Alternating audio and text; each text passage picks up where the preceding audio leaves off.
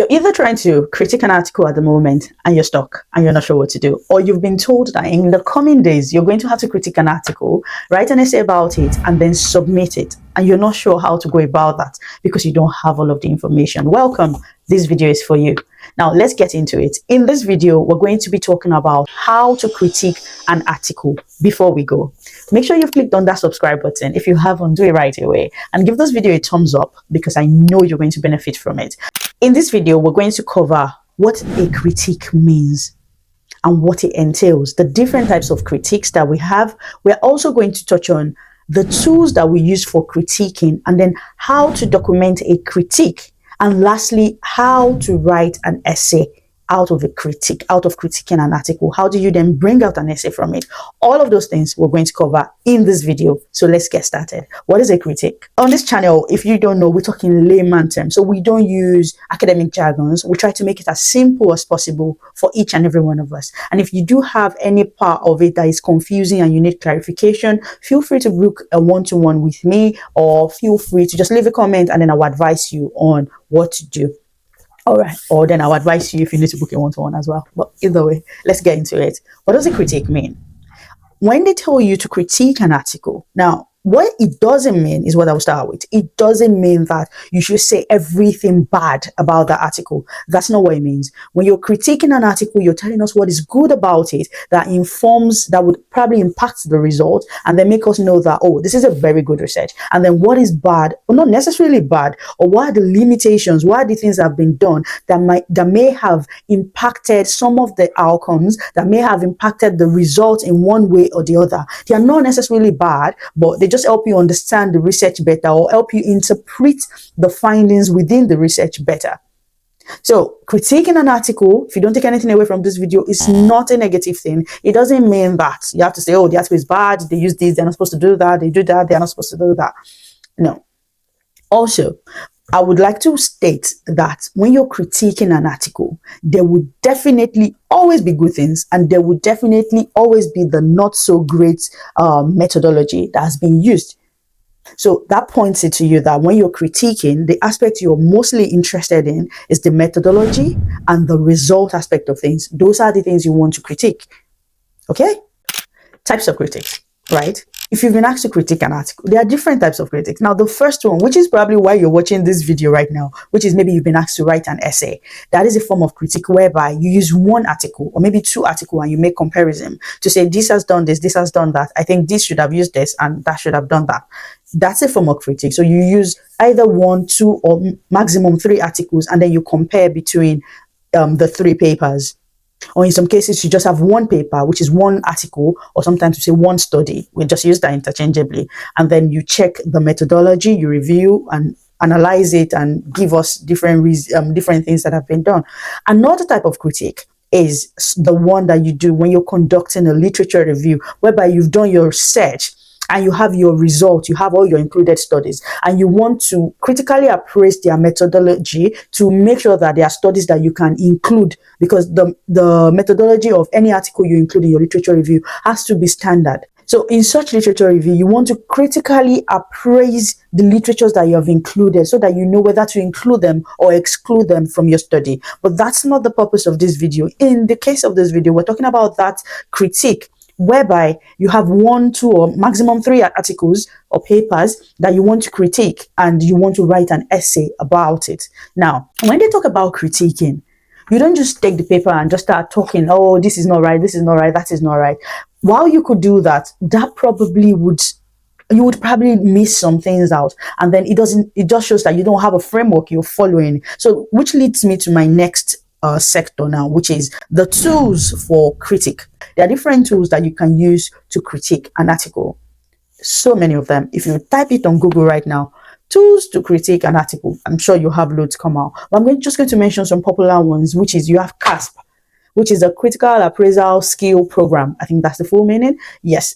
And CASP tool has different critique tools depending on the methodology of your study. So you have CASP for qualitative study, CASP for quantitative studies, CASP for randomized control trials. You have CASP for a lot of things, right? So you have CASP tools. You have Joanna Briggs Institute, which is the JBI.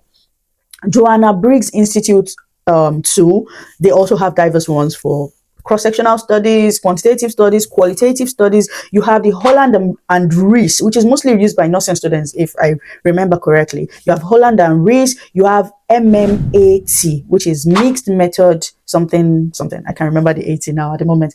So you have the MMAT tool, which you can also use. You have so many of these tools. Now you're probably wondering, okay, we have so many tools. What do I then use? Which one? How do I know which one to pick? Great question. So in most cases, your university would have probably given you a brief to tell you, oh, we want you to use CASP tool, we want you to use this tool, we want you to use Holland and Rees, we want you to use JBI, and then you go ahead and do that. But if they haven't, you have to decide for yourself, which of these tools do I want to use? I always gravitate a lot. I mean, in the past, I used to gravitate a lot towards the CASP tool. I used that a lot. But recently, most recently, I have been gravitating towards the MMAT, but that's having mastered the art of critiquing over time. So for students, I would advise use the CASP tool. It's well known. It has been validated and it's well researched as well. And it would guide you accordingly. And it will also impact how you will write that essay. So you might want to stick with it. Do you understand what I mean? What do you then do with the tool? So this tool I've been mentioning or talking about is literally a list of questions that address different sections of the study. So when you take a paper, you have introduction, you have methodology, you have results, you have discussion, you have a lot of sections like that. Yes. So what the tool does is it goes for, okay, the introduction. It can ask you, it would have questions on it that would ask you things that have been done in the study. Oh, did this study state the research question clearly? Which means you don't need to check the study. Was the research question stated clearly? Say, for example, the CASP tool now, it has the yes, no, or maybe, where you can tick and say, yes, they did, no, they didn't, maybe they did. So you do all of that. So you use that tool to get an idea of what has been done in that study. It serves as your framework. Now, once you have done that, you have an understanding of what has been done. We then move on to how do you go about writing that critique? So we're going to touch on that. How do you go about writing the critique? The moment you've used your framework, you already know what kind of study is this. So the way you want to write your critique is, okay, this study is a qualitative study. And the research question has been stated to state that they want to understand the views of, say, for example, they want to understand the views of Black people on COVID-19 vaccine, right? So the moment they say they want to understand views, you already know that the best approach to use for this is what? Qualitative studies. If you don't know how to know if an approach should be qualitative or quantitative, let me know in the comment section, and then we can make a whole video about introduction to research to talk about qualitative study, quantitative study, how do you recognize each one, and how do you know what is what. Let me know in the comment section, and that's a video I'm willing to make just to make sure that you're very clear. Now, back to what I was talking about.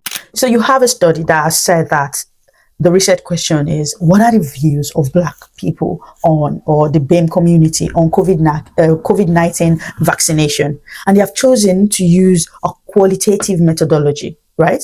So when you want to draft that section of your essay, you want to go in terms of, Buki et al. 2019 conducted a qualitative study to assess the views of the BAME community on COVID-19 vaccination. Now, you don't stop there, which is where your own essay of critiquing now comes in.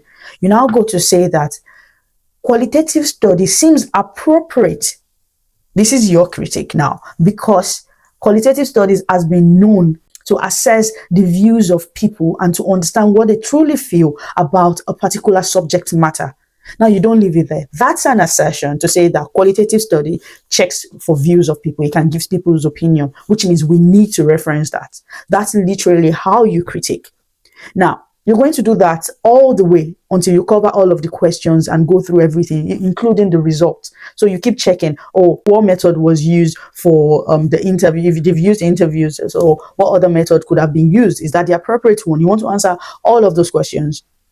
Now, you're wondering, this is overwhelming. Yes, which is why I created a critique template for essays to say that if you're writing an essay on a qualitative research and you want to critique it, you're writing a critique essay, this template will guide you, because it's literally, it's done the essay for you, and then you have to slot in your own bit to say, research method was dash, Is it appropriate? The ways in which you will draft it, it has been written for you. You just need to then go make sure that you've used your tool to critique, and then that template will be your writing template, making the process easier for you. But all of these things that I've said are the things that have informed this template. So you can feel free to do it yourself. But if you want to write faster and just make things easier for yourself, you can equally get that template. I'll put the link in the description box and you can get it whenever you want to. So that's literally why you critique. So you critique to just get an informed view of the method, the result that has been gotten in a particular study. I hope that this has made absolute sense to you. And if you know someone else from your class maybe who would benefit from this, I think it's best you send it to them. We would like to show love here. And until I see you again in my next video, make sure you put a smile on somebody's face. Bye.